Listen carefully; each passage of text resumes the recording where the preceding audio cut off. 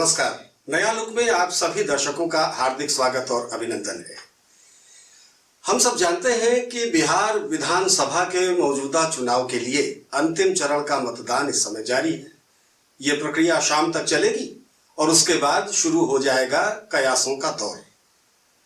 किस करवट उठ बैठ रहा है, किसकी सरकार बनने जा रही है, क्या कुछ हो सकता है, ये सारी बातें तभी शुरू हो जाएंगी जब हर तरफ से आने शुरू हो जाएंगे रुझान।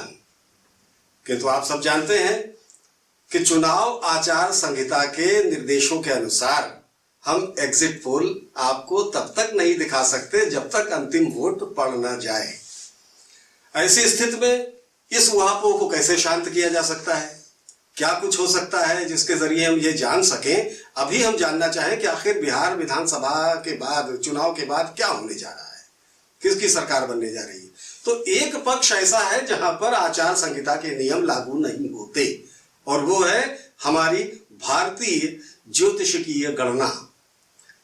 ज्योतिष के अनुसार क्या कुछ हो सकता है, ये जानने के लिए बिहार विधानसभा के परिप्रेक्ष्य में खास तौर पे आज हमने अपने स्टूडियोज में आमंत्रित किया है ज्योतिषाचार्य प्रदीप तिवारी जी को। सबसे पहले आचार्य जी, आपका बहुत बहुत स्वागत है हमारे स्टूडियोज में। क्या कह रहे हैं चांद सितारे, ग्रह दशा इत्यादि हमारे इन सभी नेताओं के लिए क्या संकेत मिल रहे हैं आपकी ज्योतिष की गणना के अनुसार? जैसा कि हम समझ सकते हैं कि बिहार में नीतीश और मोदी जी के गठबंधन से जी, और दूसरी तरफ महागठबंधन तेजस्वी जी का, राहुल जी का, सीपीआई और सीपीएम के साथ। ठीक।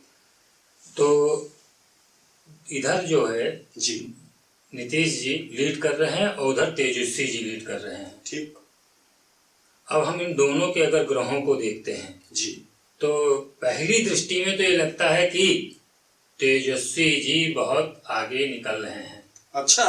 हाँ, लेकिन जब हम डेट वाइज हम देखा दिनांक के साथ कि उस दिन इन दोनों के जन्म गोचर के हिसाब से चंद्रमा कहाँ पर मूवमेंट कर रहा है, किस स्थान पर है और वे कितने परसेंट फेवर कर रहा है, क्योंकि चंद्रमा जिन जिन ग्रहों को देखेगा जी, हमारे ज्योतिष की पद्धति है कि जिन ग्रहों को देखने के बाद, जैसे जो ग्रह बृहस्पति ब्राह्मण कारक है, मंगल क्षत्रिय कारक है, चंद्रमा की निगत दृष्टि किस पर कितनी पड़ रही है और चंद्रमा स्वयं गोचर में जी किस स्थिति में है, उस हिसाब से जो फ्लोटिंग वोटर है जी, वे वोटर ही निर्णय करता है। तो पहले जी 3 तारीख जी, 28 तारीख और 7 तारीख पहला चरण 28 अक्टूबर, दूसरा चरण 3 नवंबर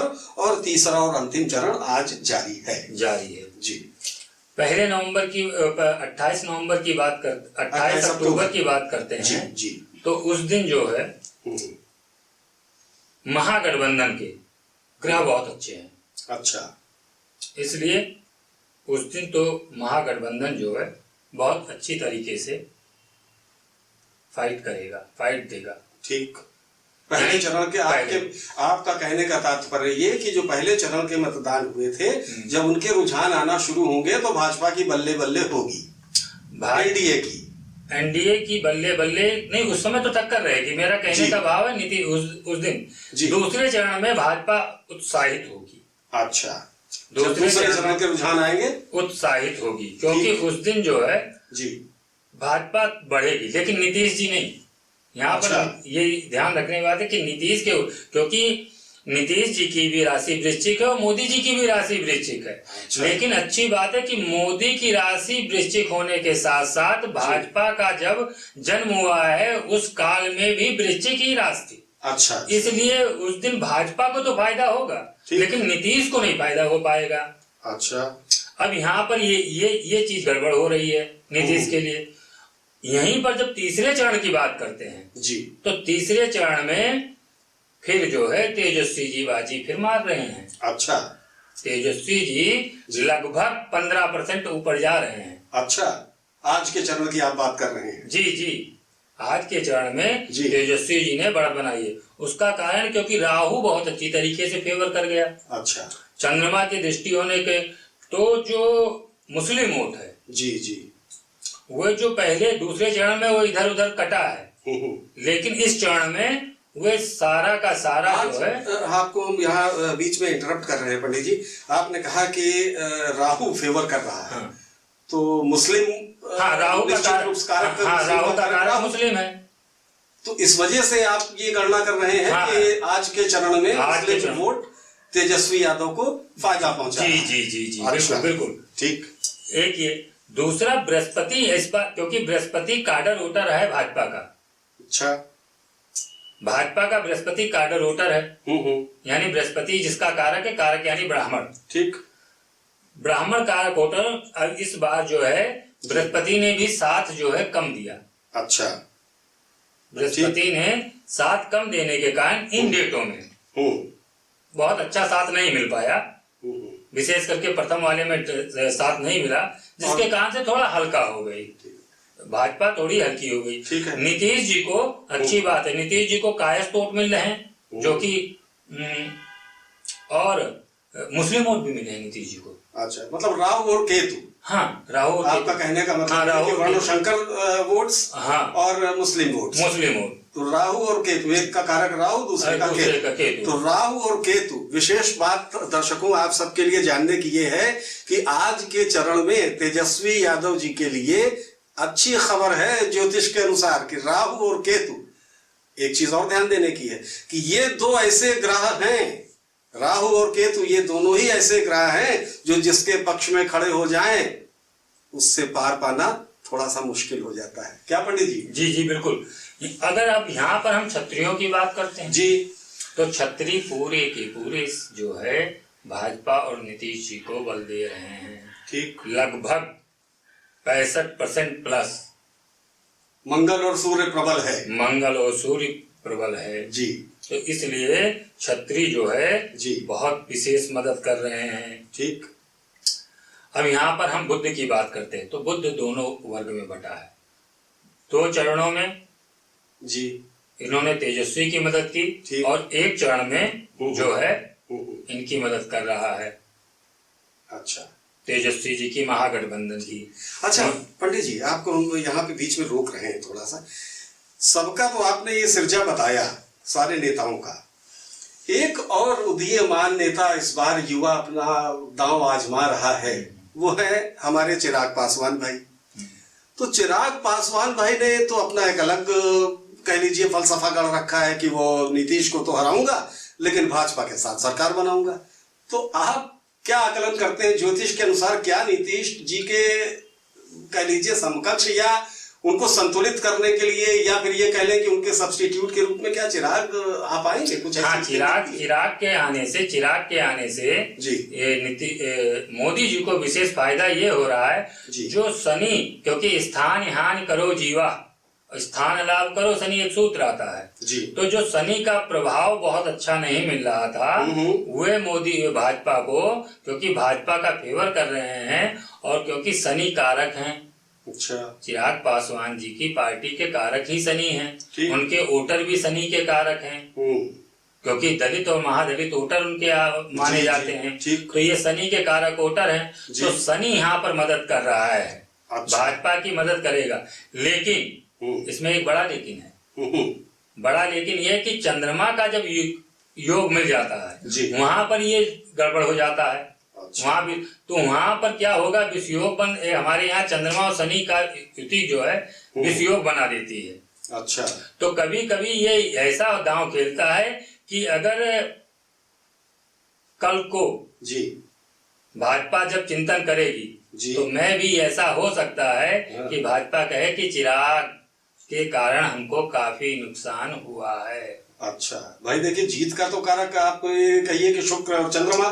देखिए जीत का कारक तो सारे एक ही ग्रह जीत करा सकता है। ठीक। अगर ग्रह जन्म कुंडली में बलिष्ठ है, राजयोग है, तो एक ही ग्रह पर्याप्त है। लेकिन हम यहाँ पर क्योंकि चिंतन कर रहे हैं कि कौन से वर्ण विशेष जो है किसका फेवर कर रहा है, तो अगर इसकी बात करें, अभी हमने जो विशेष है उसको तो हम भूले, जो 50% वोटर है उसको तो हम वो है भूले हुए हैं। हमारा महिला वर्ग, हमारा महिला वर्ग, जिसका कारक शुक्र और चंद्रमा है विशेष करके, वो जीत का कारक बनने को है। वही इसमें सबसे बड़ा फैक्टर है। नीतीश जी को इस बार जो हार मिल रही है उनसे दूरी शुक्र ने बना ली है।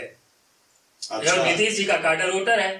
तो ये कह लीजिए कि ब्रेकिंग पंडित जी की तरफ से हो सकती है कि इस बार के बिहार विधानसभा के चुनावों में महिलाएं निर्णायक भूमिका निभाने जा रही हैं।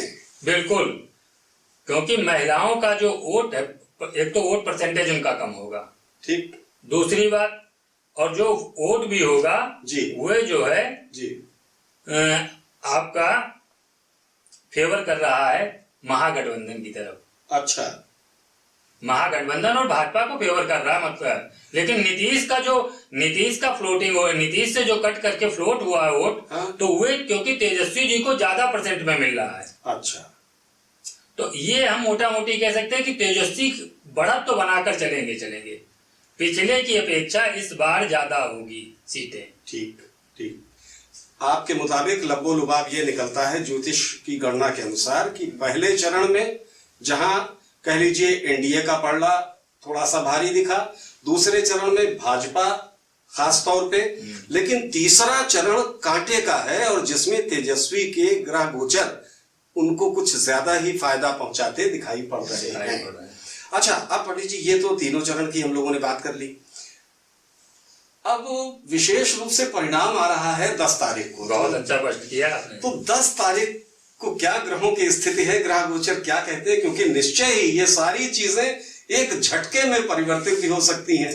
देखिए 10 नवंबर को जो गोचर कह रहा है, सुबह जो 11 बजे तक गोचर है, भाजपा को बहुत उत्साहित कर रहा है। ठीक। लेकिन 11 बजे के बाद धीरे धीरे डाउन हो रहा है। अच्छा। तो डाउन हो रहा है, और अगर हम उसी में जाकर के महागठबंधन के मुख्य जी तेजस्वी जी की जन्म कुंडली, जो कि कुंभ लगन का गोचर है, और उनके तेजस्वी जी की जो पार्टी है वह धनु राशि की पार्टी है, उसका धनु राशि में जन्म हुआ था, धनु के गोचर में। तो अगर दोनों को हम कहते हैं तो यहाँ पर तेजस्वी जी बहुत उत्साहित हो रहे हैं। अच्छा, दूसरे मध्याह्न के आसपास जो मध्याह्न के ऊपर जब चल रहा है तो तेजस्वी जी धीरे धीरे उत्साहित हो रहे हैं। ठीक। क्योंकि बृहस्पति पे चंद्रमा की दृष्टि बढ़ती हुई चली जा रही है। ग्राफ, अगर ये ग्राफ जो दिखा रहा है तो चंद्रमा की दृष्टि, तो इसका मतलब कहीं ना कहीं पॉजिटिव साइन तेजस्वी जी के लिए है 10 तारीख को भी। हाँ। सबसे बड़ी बात और सबसे खास बात जो आचार्य जी की ज्योतिष की गणना के अनुसार उभर करके हम सबके सामने आ रही है, वो ये आ रही है कि 10 तारीख को भी, चूंकि आज तीसरे चरण के मतदान में ही आचार्य जी ने पहले ही बताया कि तीसरे चरण के जो ग्रह गोचर हैं वो सारी चीजें तेजस्वी जी को फायदा पहुंचा रही हैं, और उधर 10 तारीख को पुनः जो ग्रहों का योग बन रहा है वो भी तेजस्वी को फायदा पहुंचाता दिख रहा है। तो ऐसे में ये कहीं कह लीजिए कि बहुत दूर की कौड़ी नहीं है कि तेजस्वी सरकार बनाने में भी सफल हो जाए। क्या आचार्य जी? बिल्कुल बिल्कुल, क्योंकि अगर हर्षित हैं तो हर्षित निश्चित बात है, जब कुछ विशेष मिलता है तभी आदमी हर्षित होता है।